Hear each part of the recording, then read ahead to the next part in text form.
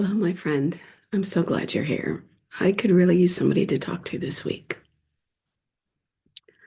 So go grab a drink and let's chat. I do apologize today. I have a cold, so my voice isn't up to par. So I hope you'll bear with me. Have you ever been in a situation where you thought it was as bad as it could get? And then all of a sudden, a trap door opens and you fall even lower. Yeah, that was my week. You see, my all the savings that I had has run out and my rent's not paid. And I really don't have the first clue on how to fix this.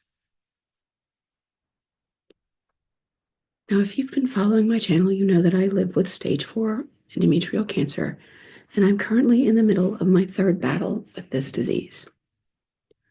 Backstory. Back in April, I quit my full-time job to start my 15-year dream of opening my life coaching practice, Miracles Within.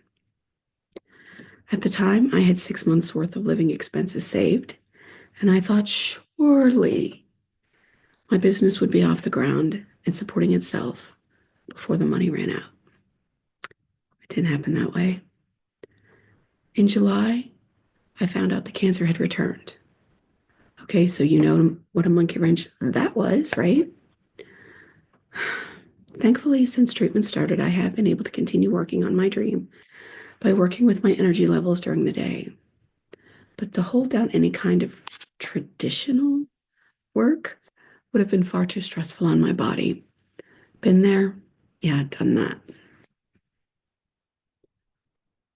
I am so humiliated. I'm not an irresponsible person, and starting this business was a huge gamble. But, I'm just not going to spend what time I have left living a life that doesn't fit me. However, I am ever so grateful that what I estimated as 6 months savings stretched to 8. Like I said, this week the money ran out. I knew the moment was coming, but there really wasn't any way to prevent it. Nevertheless, when I got an email from the bank about my rent payment being denied because of insufficient funds, I lost my mind. I went into an immediate flat spin. Panic electrified my brain. I couldn't even think straight. My next reaction was a freeze response so hard you could ice skate on it.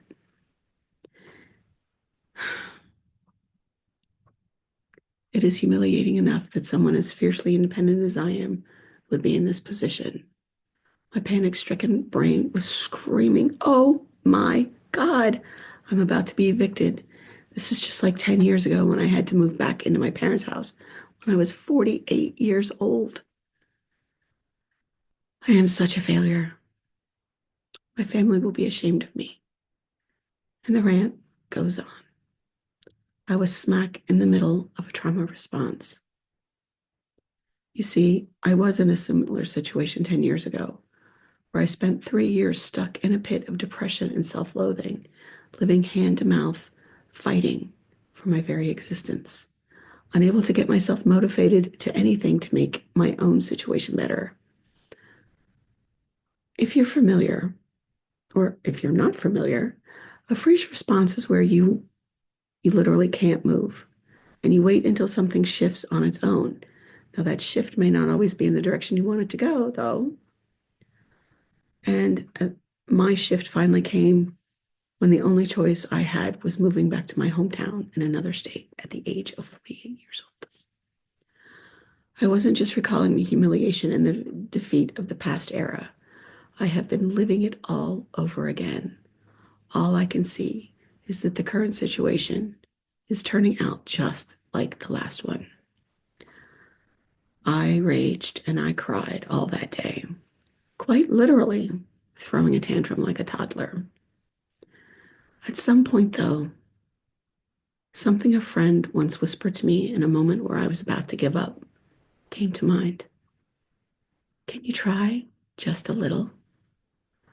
Echoed in my mind long enough for me to catch my breath and stop the spiral for just a moment. My friend, I'm a very old hand being in the fire, but in the past, I wasn't so great about getting myself out of it. But this time, though, the thoughts in my head were more terrifying than actually taking action. So, with trembling hands, I called the management office of my apartment complex. And I was 100% certain that woman who answered the phone was giving me the company line on when they would be filing for eviction. But she didn't. Instead, she provided a couple of resources to local organizations that might help with the rent. After I got off the phone, I raged and I cried some more, but eventually got the courage to make one call. That one call led to another place that I could try.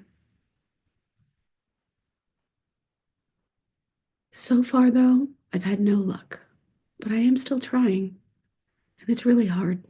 Another small step that I have been working on even before this happened was that I have developed a couple of coaching products that I'll be offering soon.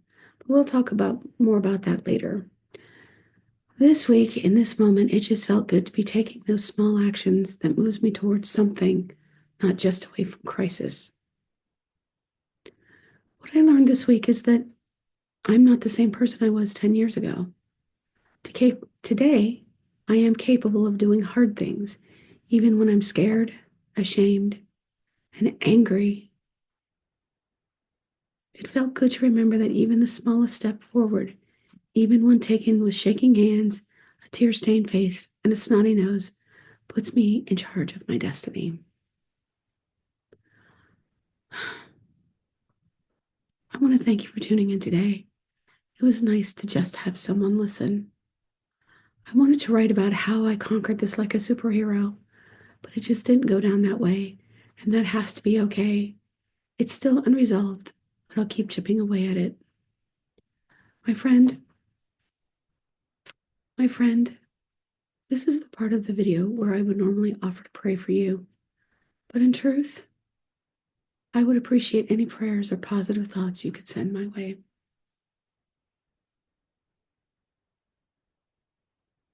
Again, thank you for being here. And if this helps you and you're in a position to support, I'd be grateful. I appreciate you. Until next time, have a great day.